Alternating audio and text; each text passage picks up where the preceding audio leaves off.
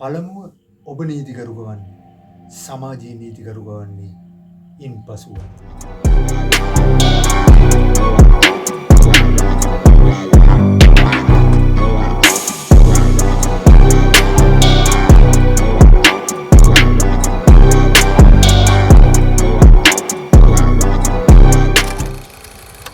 ඉතින් ඔබ සියලු දෙනාම ඉතාමත් ආදරේ අපගේ YouTube නාලිකාවට පිළිගන්න ලබනවා. අද අපි සාකච්ඡා කරන්නේ වෙනස්ම වූ මාතෘකාවක් සහ නැවුම් වූ මාතෘකාවක් පිළිබඳවයි. ඔබ අප වෙත කර තිබූ යෝජනාවන් වලට අනුව ඒ යෝජනාවන්ට බහුතරයක් තිබ්බේ මේ අපරාධ සිද්ධි දාමයන් සහ මේ අධිකරණ විද්‍යාව අපරාධ විමර්ශනය එකට ගැට ගැසෙන ආකාරය සිද්ධි දාමයන් ඔස්සේ විස්තර කරන ලෙසයි. ඉතින් අද අපි සූදානම් වන්නේ අන්න එවැනි වැඩසටහන් මාලාවක් ආරම්භ කිරීමට. ඉතින් මෙතෙන් පටන් ඔබට ඉදිරිපත් කිරීමට සූදානම් වන්නේ අපරාධ පරීක්ෂණය, අපරාධ සිද්ධියක් ගෙන ඒ සිද්ධියට අදාළව පරීක්ෂණය නැත්නම් විමර්ශනය සිදු වූ ආකාරය පිළිබඳව ඔබ හමුවට ගැනීමටයි. මේ සියලුම සිද්ධි දාමයන් සත්‍ය ලංකාවේ සිදු වූ සහ විදේශ රටවල සිදු වූ සිද්ධි දාමයන් ලෙස තමයි අපි ගොනු කරලා තියෙන්නේ. ඉතින් අද අපි ඔබට මුලින්ම ගෙනීමට සූදානම් වන්නේ සත්‍ය ශ්‍රී ලංකාවේ සිදු අපරාධ සිද්ධි දාමයන් සහ ඒ සොයාගත් ආකාරය පිළිබඳව. ඉතින් දිගටම අපිත් එක්ක රැඳී සිටින්න. අද සිට මේ පටන් ගන්නේ අපරාධ සූත්‍රය.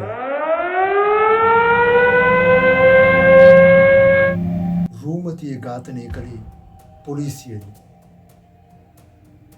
අද අපි ඔබත් සමග මෙම වැඩසටහන් මාලාවේ පළමුව ගෙනීමට සූදානම් වන්නේ මහනුවර ප්‍රදේශයේ සීමා කරගෙන සිදු වූ අපරාධ සිද්ධියක් සම්බන්ධවයි.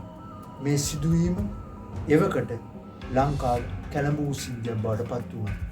ඒ පත් වෙන්නට ප්‍රධාන හේතු කාරණා කිහිපයක් තිබුණා. ඉන් විශේෂිතම කාරණේ වුණේ පොලිස් අත්අඩංගුවට ගැනීමෙන් පසුව මෙම තැනැත්තිය මිය යාම. ඉතින් මේ මහා භාරදූර පරීක්ෂණයක් වුණා. ඉතින් මේ පරීක්ෂණය හරියාකාරව සිදු කරපු ආකාරය ගැනයි අද අපි ඔබ හමුවට ගෙනෙන්නේ. දවසක් මේ කාන්තාව මහනුවර ප්‍රදේශයේ පේරාදෙණිය එක සාප්පු සංකීර්ණයකට ගොඩ එනවා. මම ඊටමත් රූමත් කාන්තාවක්. මම යන්නේ මෑට අවශ්‍ය කරන බඩු වගයක් ගන්න. සාප්පු සංකීර්ණයේ ඇයට අවශ්‍ය බඩු බාහිර ආදිය ගත් පසු ඇය මුදල් ගෙවා භාණ්ඩ ටික රැගෙන යාමට මුදල් කවුන්ටරය වෙත පැමිණෙනවා.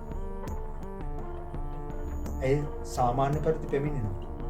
මුදල් අය ගමි ඇයගේ භාණ්ඩ වලට රිසිට් පතක් නිකුත් කරනවා. නැත්නම් බිල් පත්‍රයක් දෙනවා. සාමාන්‍යයෙන් විලාසලකින් බඩු ගත්තාම බිල් පත්‍රයක් නිකුත් කරනවා. ඇයට බිල් පත නිකුත් කරනවා සමගම පොඩ්ඩක් ඉන්න කියමින් ඒ සාප්පු සංකීර්ණයේ කළමනාකරු එමි ස්ථානයට ටිකක් කලබලෙන් පැමිණෙනවා. මුදල් අයගේ මුදල් අර රූමත් කාන්තාවත් බලන් සිටිනවා ඇයි කියලා. කොහොමද ඇවිල්ලා මේ කාන්තාවගේ අතේ බිල්පත ඉල්ලගෙන ඒ ඇය ගත්ත භාණ්ඩත් සමග නැවත පරීක්ෂා කිරීමට ලක් කරන මේ කළමනාකාරය. දැන් මුදල් අය කැමටත් මේ ගැන හිතා ගන්න බෑ මොකද්ද මේ වෙන්නේ කියලා. හැබැයි මේ පරීක්ෂාවේදී එතන බිල්පත්‍රය නිකුත් කරලා තියෙන්නේ නිසියාකාරයේ භාණ්ඩ වලට පමණයි. නමුත් කළමනාකාරවරයා කියනවා මේ ඔබගේ අත්බෑගයේ පරීක්ෂා කිරීමට අපිට අවශ්‍යයි කියලා. හැබැයි මේ කාන්තාව දැඩි ලෙස විරුද්ධ වෙනවා. සාමාන්‍යයෙන් එහෙම විරුද්ධ වෙන්නත් පුළුවන්. මොකද අත්බෑගය පරීක්ෂා කරන්න හේතුවක් ඉදිරිපත් කරන්න එක. හැබැයි අවසානයේ මේක බේරුම් කරගන්න බැරි වෙන තැන ඇයව සාප්පු සංකීර්ණයේ ආරක්ෂක මණ්ඩලය විසින් ඇය රඳවා තබා ගන්නවා. කළමනාකරු හැකි ඉක්මනින් පොලිසියට කතා කරනවා. ඔන්න ඔතන ඉඳලා තමයි මෙන්න මේ සිද්ධ දාමයට පොලිසිය සම්බන්ධ වෙන්නේ. ඉන්පසු පොලිසිය සැනකින් පැමිණෙනවා. පැමිණ කළමනාකරුගෙන් විස්තරය අහනවා. කළමනාකරුවරයා කියනවා ඔහුගේ රූම් එකේ නැත්තම් එයාගේ කළමනාකාර කාර්යාලයේ තියෙනවා මේකට හදපු කැමරා පද්ධතිය රූපවාහිනී යන්ත්‍රය. ඒකෙන් මොහු දුටුවයි කියලා මේ කාන්තාව යම් කිසි භාණ්ඩ වගේක් තමන්ගේ හෑන්ඩ් බෑග් එකට දාගන්නවා. ඉතින් පසුව කාන්තා නිලධාරිනියක් විසින් ඇයගේ අත්බෑගේ පරීක්ෂා කිරීමට ඉල්ලා සිටිනවා. ඇය අත්බෑගේ දෙනවා, අත්බෑගේ පරීක්ෂා කරනවා. සෑම බලා සිටිනවා මෙතන වෙන්නේ මොකද්ද කියලා. ඒක ටිකක් හරි වෙනස් සිදුවීමක්. මොකද ඇය රූමත් කාන්තාවක්. මුදල් අයක මිවරයක් හිතා ගන්න බෑ. අනිත් අයලත් හිතා ගන්න බෑ. අවසානයේ ඇයගේ බෑග් පරීක්ෂා කරනකොට එම සාප්පු සංකීර්ණයට ඉතා වටිනා ගණන් භාණ්ඩ වගේක් එතනින් සොයා ගන්නවා. පොලිසිය ඇය දෙස විමසිලිමත්ව බලනවා. ඇය එම භාණ්ඩ සොරාගත් බවට පාපෝච්චාරණයක් කරනවා. මෙන්න මේ පාපෝච්චාරණය සමගම ඇයව තවදුරටත් ප්‍රශ්න කිරීම සඳහා එම සාප්පු සංකීර්ණයේම කළමනාකරුගේ කාර්යාලය වෙත අරගෙන යනවා. අරගෙන ගොස් ඇය පුටුවක වාඩි කරලා ඇයගෙන් දිගින් දිගට මේ සිදුවීම් පිළිබඳව ප්‍රශ්න කරනවා. මෙන්න මේ ප්‍රශ්න කරන අතරතුරේදී තමයි මෙම සිද්ධාමේ වැදගත්ම සිදුවීම වෙන්නේ. පොලිසිය දිගින් දිගටම ඇයගෙන් ප්‍රශ්න කරනවා. ඇය සාප්පු සංකීර්ණයට පැමිණෙනවා. වඩු වගයක් ගන්නවා. මුදල් කවුන්ටරේ වෙත යනවා. කවුන්ටරේදී ඇයව චෙක් කරන්න හදනවා. චෙක් කරන්න හදනකොට හෑන්ඩ්බෑග් විතිලා ඇයගෙන් වටිනා බඩු වගයක් හම්බුනවා. පොලිසිය ඒ පිළිබඳව දැඩි විමර්ශනයක් ගෙනියනවා. දැඩි ප්‍රශ්න කිරීමට ඇය ලක් කරනවා. හැමෝම නොසිතූ විදියට කාටවත් හිතා ගන්න බැරි විදියට ඇය එකපාරට ඉඳගෙන ඉන්න පුටුවේ ඉඳලා ගැහෙන්න පටන් ගන්නවා. ඇයගේ කටින් සෙම බේරෙනවා. ඇය බීරාන්තයෙන් කෑ ගහන්න පටන් ගන්නවා. සැවොම එතන සිටි පුදුමයටපත් වෙනවා. සමහරු බිය වෙනවා. මද වේලාවක් පුටුව සමග ගැස්සි සිටි ඇය එක් විටම නිසල්මන් වුණා.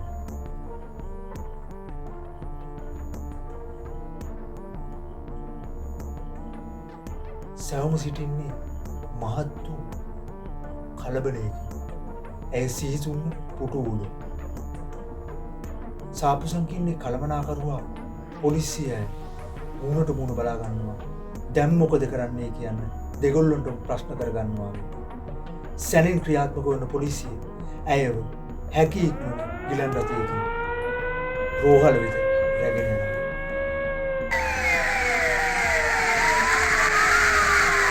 ඇයව පොලිස් අත්අඩංගුවේ සිටයි මේ සිදුවීම. අන්න ඒක තමයි වැදගත්ම දේ.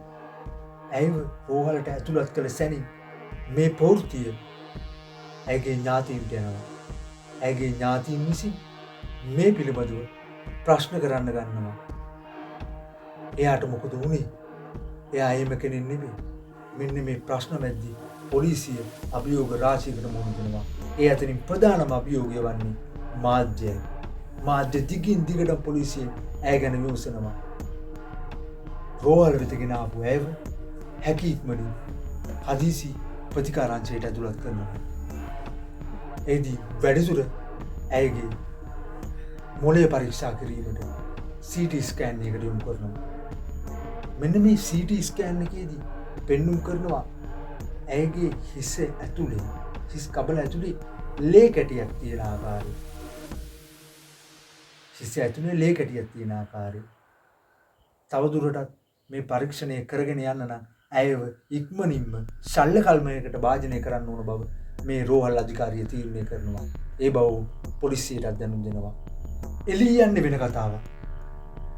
එළිය යන්නේ සුපිරි සාප්පු සංකීර්ණයක සිට කාන්තාවක් අත්අඩංගුවටගෙන පොලිසිය විසින් පහර දීලා ඉස්පිරිතාලයට ගෙනල්ලා දැන් ඉන්නේ ICU එකේ. ඔන්න ඕක තමයි එළියම වෙන චිත්‍රය. මාධ්‍ය දිගින් දිගටම මේ ගැන පොලිසියට චෝදනා වෙන්න කරනවා. තාම හරියට කිසිම දෙයක් කවුරුත් දන්නේ නැහැ. හැබැයි ඒ පවුලේ ඥාතීන්, ඒ කියන්නේ ඒ රූමත් තරුණියගේ ඥාතීන් සහ මාධ්‍යවේදීන් දැඩි ලෙස චෝදනා වෙන්න කරන්නේ පොලිසියටයි. පොලිසියට මේ මහත් පීඩනයක් බවට පත් වෙලා හමාරයි මේ. දැන් සියල්ල බාර වී තිබෙන්නේ අධිකරණ වෛද්‍යවරයා ඇති බව පොලිසිය හොඳ ආකාරම දන්නවා. ඊට පස්සේ මොකද වෙන්නේ? ශල්‍ය කල්මය ඇතුළතුලදී ඇයට කුමක් සිදු වෙන්නේ නැද්ද? ඇයව දැන් රෝහල් අධිකාරිය විසින් ශල්‍ය කර්මයට භාජනය කරනවා මම ඉන්නවා.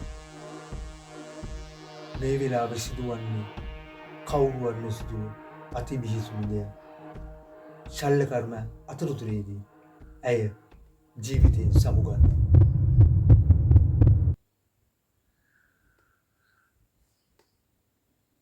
වෛද්‍යවරු කියනවා ඇය මිය ගියා කියලා. පොලිස් නිලධාරීන් සෑහෙන කලබලයකට පත් වෙනවා. මන්ද ප්‍රධාන හේතුව පොලිස් අත්අඩංගුවේ ප්‍රශ්න කිරීමකදී තමයි ඇයව මෙසේ සීසුන් අද වැටිලා රෝහල වෙත රැගෙන එන්නේ. දැන් පවුලේ මොකක් කියයිද? පවුලෙන් දැඩි ලෙස චෝදනා එල්ල වෙන්නේ පොලිසියෙන් පාර දීලා මරා දුන්න ගානටයි. කිසිදු විමර්ශනයක් නොමැතිව මාධ්‍ය තීරණය කරන්නේ ඒ විදිහටම තමයි. අද වගේම තමයි එදා මාධ්‍ය දැඩි ලෙස පොලිසියට පහර ගසනවා. පොලිසියට දිගින් දිගටම චෝදනා වෙල්ලනවා. දැන් මෙවැනි අවස්ථාවකදී කුමක් සිදු කරන්න අවශ්‍යද? මෙවැනි අවස්ථාවකදී සිදු කරන්නේ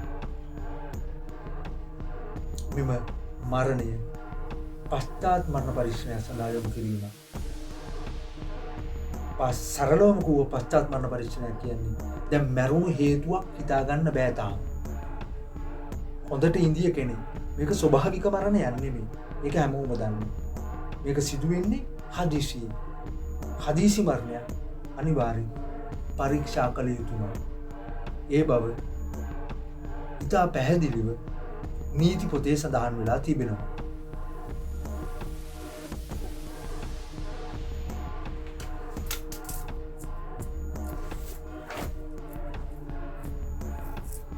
සියදිවි නසා ගැනීම හදිසි අනතුර මරණයට හේතු නිශ්චිතව හෙළිකරගත නොහැකි මරණයක්. මානසික හෝ ලාදුරු රෝගී මනුෂ්‍ය ඝාතනයක් බවට සැක කෙරෙන මරණයක්. මේ සියල්ල හදිසි මරණ පරීක්ෂකවරයෙක් විසින් සනාථ කළා. අනිවාර්යෙන්ම පශ්චාත් මරණ පරීක්ෂණයක් පැවැත්විය යුතු බව අපරාධ නඩු විධාන සංග්‍රහයේ ඉතාමත් පැහැදිලිව සඳහන් කරලා තියෙනවා. එහෙනම් පොලිසිය දැන් හදිසි මරණ පරීක්ෂණයක් සිදු කරන්න තමයි මේ සූදානම් වෙන්නේ. ශරීරය විච්ඡේදනය කරන්නේ පේරාදෙණිය අධිකරණ වෛද්‍ය නිලධාරීන් විසින්. මේ ඉතා සංකීර්ණ අවස්ථාවක්. මන්ද පොලිස් අත්අඩංගුවේ සිටියේදී තමයි මෙම තැනැත්තිය මෙම අපහසුතාවයට පත් වෙලා රැගෙන ඇවිල්ලා මෙන්න මේ හොස්පිටල් එකේදී මේ යන්නේ. පවුලේ ඥාතීන්ගේ චෝදනාව, මහජනතාවගේ චෝදනාව දෙකම එල්ල වෙන්නේ පොලිසිය වෙතට. දැන් පොලිසිය ද හරි මෙම මියදුණු රූමත් තරුණියද හරිද කියලා විමර්ශනය කරන්න තියෙන්නේ අධිකරණ වෛද්‍ය විද්‍යාව තුළින් හම්බෙන සාක්ෂි වලින් පමණයි. ඉතින් පේරාදෙණිය අධිකරණ වෛද්‍ය විද්‍යාලයේ මෙන්න මේ හදිසි මරණ පරීක්ෂණය පවත්වන ලබනවා. පළමුව බාහිරව ඉතා මැනවින් ශරීරය පරීක්ෂා කරත් බාහිරින් මරණයක් සිදුවීමට තරම් දෙයක් වෛද්‍යවරුන්ට සොයාගැනීමට හැකියාවක් ලැබෙන්නේ නැහැ. ඉන් පසුව මේ මරණකරුගේ හිස මේ මුත්‍රාදේ හිස ඡේදනය කොට බලනවා මොලේ තිබුණු අර රුධිර කැටිය ගැන විමසිලිවත් වෙනවා. ඩියුරාවට යටින් තිබුණු රුධිර කැටියක් කියලා තමයි CT ස්කෑන් එක මීට පෙර ඔබට මතක ඇති ගත්ත CT ස්කෑන් එකේ කියලා තිබුණේ. ඉතින් මෙන්න මේ අවස්ථාවේ ඒ විච්ඡේදනය කරලා බලනවා. ඔව් රුධිර කැටියක් අවු වෙනවා. රුධිර කැටිය කුමන් නිසා ඇති වුණාද? කුමන කාලවකවානුවක්ද? මෙයත් අධිකරණ වෛද්‍ය විද්‍යාවට නිශ්චය කරගන්න පුළුවන්. ඔවුන් තවත් වැඩිදුරට පරීක්ෂා කරගෙන යනවා. මේ පරීක්ෂා කරනකොට රුධිර කැටියට පහළින් තවත් ඉතා සියුම් රුධිර කැටියක් තිබෙනවා.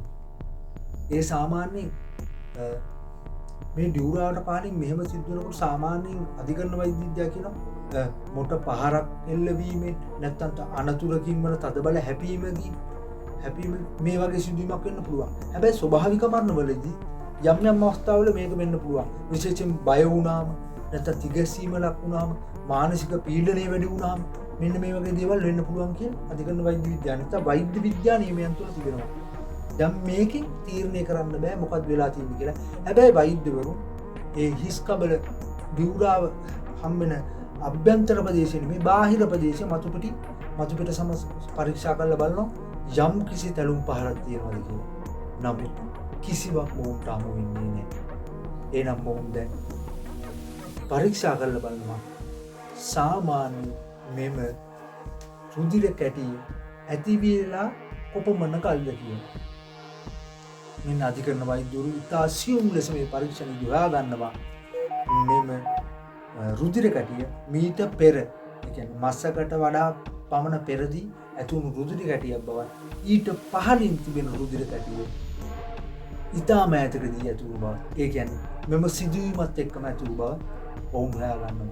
හැබැයි මේකෙන් පොලිසියද හරි නැත්නම් වෙන කවුරු හරිද හරි කියලා එකපාරට නිශ්චය කරන්න බෑ.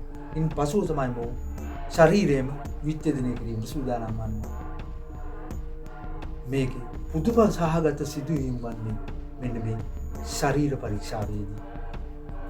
මේ රටම කැළඹූ සිද්ධියක් බවට පත් වෙන්නේ ඇයගේ මෙම මරණය සැලවීමත් සමගම මාධ්‍ය විසින් දිගින් දිගටම පොලිසිය විසින් සිදුවුණු අතපසු කම්වීම් නැත්නම් පොලිසියේ අත්අඩංගුවේ සිටියේදී මීට පෙර සිදුවී ඇති ඝාතන සිදුවීම් සියල්ලම ප්‍රචාරය කරමින් මෙම සිදුවීම උලුප්පා සමාජගත කරනවා.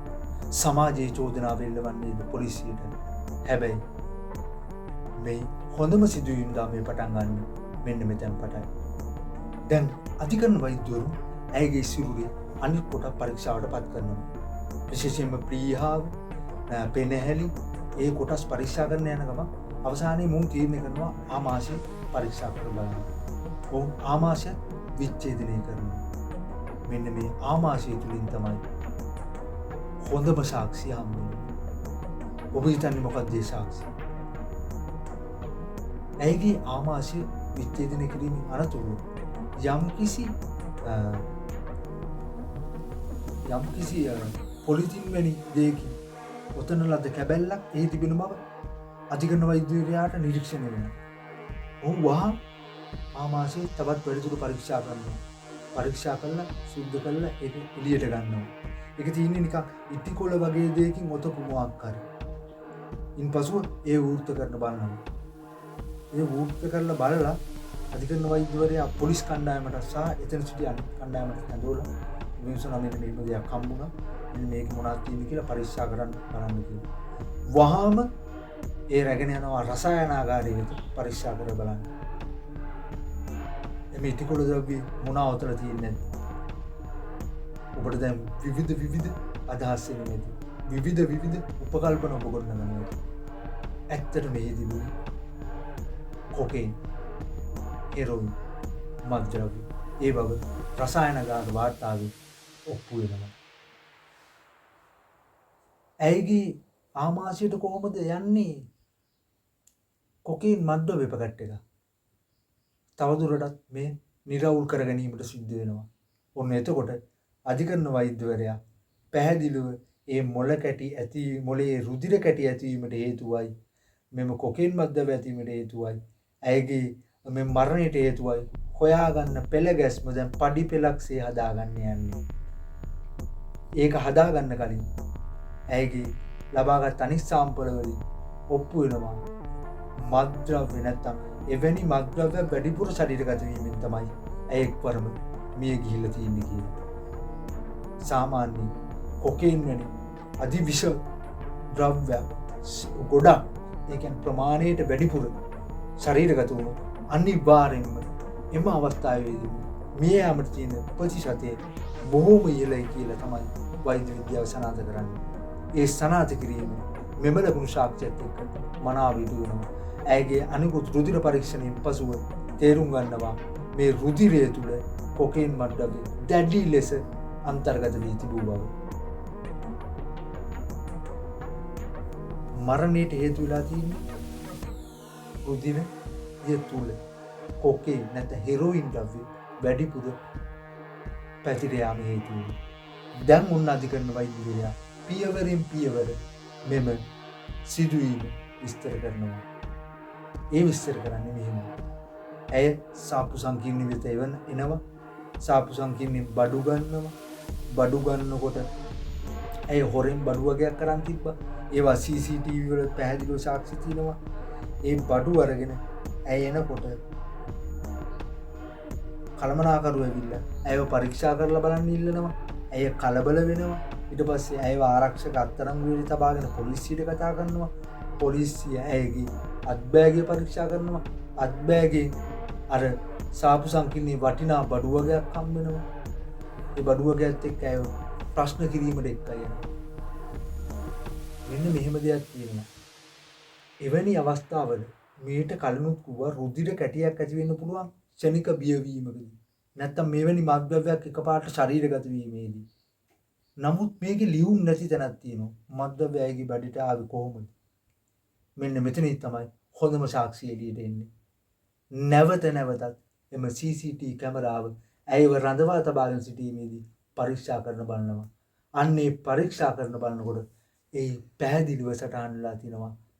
ඇය අත්බෑගයට අත දමා ඉන් ගන්නා යම්කිසි සිලි ද්‍රව්‍යයක් ගිල දමන බවට. අන්නේ ගිල දමු මත්ද්‍රව්‍ය ඇතුළේදී ඒ ලිහිල් වෙලා ඒ මත්ද්‍රව්‍ය ශරීරගත වුණා. ඒ ශරීරගත වීම ඇයට දරා ගන්න බැරි වුණා. මොකද අධික මාත්‍රාවක්. ඇය එකපාර ප්‍රශ්න කිරීම වලදී බියටපත් වුණා. ඒ බියටපත් වුණාම ඇයගේ මොළයේ ලේ කැටි සක්‍රියතාවය වැඩි වුණා. වැඩි වෙලා තවල් ලේ කැටියක් ආවා. ඇයට සිහිය නැති වුණා. ඇය හොස්පිටල් එකට එක්කන් ගියා. හොස්පිටල් එකට එක්කන් යනකොටත් එක්කන් ගිහලා පරීක්ෂා කරා. ඒ වෙලේ මොළයේ කැටි පරීක්ෂා කරා. මොළයේ කැටි පරීක්ෂා කරනකොට ශල්‍ය කර්මයක් කළා. ශල්ම කර්මය අතරතුරේදී ඇය මේ ගියා.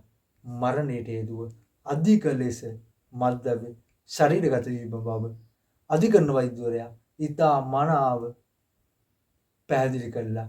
මරණ වාර්තාව ලබා දුන්නා. ඉතින් අපරාධ විද්‍යාවේ නැත්නම් අපරාධ විමර්ශනයේ වැදගත්ම තැනක් තමයි මෙන්න මේ අපරාධ පරීක්ෂණය. දැන් මේ අපරාධය සමාජයට පෙවුනේ පොලිස් අත්අඩංගුවේදී සිටියේදී පොලිසිය විසින් පහර දීලා කරපු අපරාධයක් ගන්නට. මේක රට පුරා ප්‍රචලිත වුණේ එහෙම. පොලිසිය මේ දැඩි අපහසුතාවයකට පත් කිරීම තමයි උත්සාහ කරේ. ඉතා ප්‍රචණ්ඩකාරී සමාජයක් ලෙස තමයි හැසිරුණේ පොලිසියට විරුද්ධව මිනිස්සු. ඒ මාධ්‍යවල හැසිරීම නිසා. මාධ්‍ය හසුරවන්න උණු දැනගත යුතුයි. නිවැරදිම දේ පමණක් මාධ්‍ය මා ජනතාව වෙත ලබා දීමට. නැත්තම් නිකරුණේ වෙන වෙන පුද්ගලයන් වෙත චෝදනා යොමු වෙනවා. ඉතින් මෙම මරණය සිද්ධ වුණේ පොලිස් අත්අඩංගුවේදී වුණාට පොලිසිය වර්ධින් නොවන බවත් ඇය ගැන වැඩිදුර පරීක්ෂා කිරීමේදී හෙළුණේ ඇය එම ප්‍රදේශයේ ටිකක් ප්‍රසිද්ධ මත්ද්‍රව්‍ය ජාවාරණයේ යෙදෙන කාන්තාවල් ලෙසටයි. ඇය හොරකම් කරා, මත්ද්‍රව්‍ය පාවිච්චි කරා, මත්ද්‍රව්‍ය වෙළඳාම් කරා. අවසානයේදී ඇයව බිලිගත්තේ මත්ද්‍රව්‍ය විසින්මයි. අන්න එහෙම තමයි මෙම පරීක්ෂණයේ අවසානයේ නිමා වුණේ. අපි හිතනවා අපරාධ විද්‍යාව පිළිබඳව සහ අපරාධ පරීක්ෂණය පිළිබඳව මේ කෙරෙන අපරාධ විමර්ශනය මේ නවතම වැඩසටහනවල වන අපරාධ සූත්‍රය වැඩසටහන මගින් ඔබට යම් කිසි දැනුමක් අපරාධයක් නිරීක්ෂණය කරන ආකාරය, අපරාධයකදී හැසිරිය යුතු ආකාරය, අපරාධයකදී තීන්දුව ගත යුතු ආකාරය සහ අධිකරණ වෛද්‍ය විද්‍යාව අපරාධ පරීක්ෂණයේ නැත්නම් අපරාධ විමර්ශනයේදී කතරම් වැදගත් යන්න මනාව වැටෙන්නට ඇති. අපරාධවලට එරෙහිව සිටින මහ ජනතාවක් වශයෙන් ඔබගේ වගකීම කුමක්ද යන්න ඔබ සෑම විටම දැනගත යුතුමයි. නීතිය නොදැන සිටීම නිදහසට කරුණක් නොවේ. ඉතින් අදට අපි ඔබෙන් අපරාධ සූත්‍රය නැත්නම් අපරාධ විමර්ශනකයෝ වෙනුවෙන් සමුගන්නවා. යලිත් මෙවැනි අපරාධ සූත්‍රය සමගින් එකතු වීමේ බලාපොරොත්තු වෙමි. ස්තුතියි.